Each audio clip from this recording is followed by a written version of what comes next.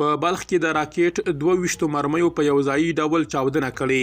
د اسلامي امارت چارواکو ځینې نور چارواکي په غلا او فساد تورن کړي. د اسلامي امارت سرتیرو له موټرو څخه د باج اخیستنې په پار په لویو لارو کې پاټکونه جوړ کړي. درنو لیدونکو ستړي مه شئ.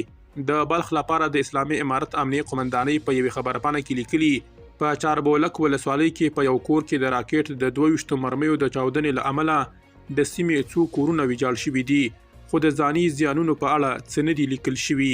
وړاندې لیکل شوي دغه چاودنه په یو کور کې د راکټ د هغو مرمیو د چاودنې له امله رامنځته شوې چې د غاز ډبې ته نږدې وي او د اور لګېدنې له وجې چاودېدلې دي. د پیښې څرنګوالي په اړه نور معلومات نه دي ورکړل شوي. په فراه کې د اسلامي امارت یو قومندان د تصفیې کمیسیون غړي په غلا او فساد تورنوي. نوموړی وایي دغه کمیسیون غړي په خپله غله دي او د پیسو په بدل کې د اسلامي امارت سرتیرو ته د سابقې اسناد جوړوي. د اسلامي امارت د لوړو زده کړو وزارت چارواکي ویلي د پوهنتون د فارغانو د چپنو پخوانی لویدیز رنګ او ډول بدل شو او تر دې وروسته به دغه ډول چې اسلامي دی کاریږي. پوهنتونونو ته په رسمي استول شوي لیک کې لیکل شوي پخوانی ډول یې د لویدیځوالو پیښې وي. یوې سرچینې زاویې رسنۍ ته ویلي د امر بالمعروف په امر د اسلامي امارت سرتیرو د تېرې جمعې پر ورځ د ځوانانو پر میلازیو ګرځېدل او له هغوی څخه به یې د لډو یا چکې لوبې اوزار اخیستل او ځوانان به یې بې پته کول. نوموړی وایي په عینو مینه کې ځوانان پرې نه ښودل شول چې لډو یا چکه وکړي. موږ ته ویل کېدل چې امر بالمعروف بند کړي او دغه لوبه ناروا ده. له ګاډو څخه به سټیکر هم ټولېدل.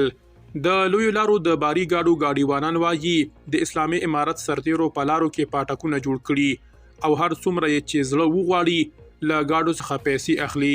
یو ګاډیوان له نوم ښودنې پرته زاویې رسنۍ ته ویلي له دوی څخه د ټایر پر سر 100 افغانۍ اخیستل کیږي چې د مالیې، کرایې، ګمرک او پاټکونو له وجې د وارداتو په نرخونو کې څو برابره ډیروالی راغلی دی.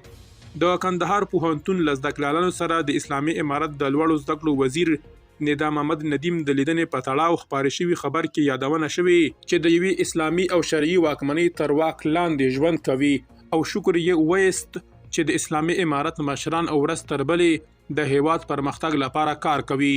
ښاغلی ندا محمد ندیم د امر بالمعروف نوي قانون د پلي کولو لپاره د افغانستان د 4 زونونو پوهنتونونو ته یونونه پیل کړي چې په همدې لړ کې د کندهار پوهنتون ته هم تللی دی.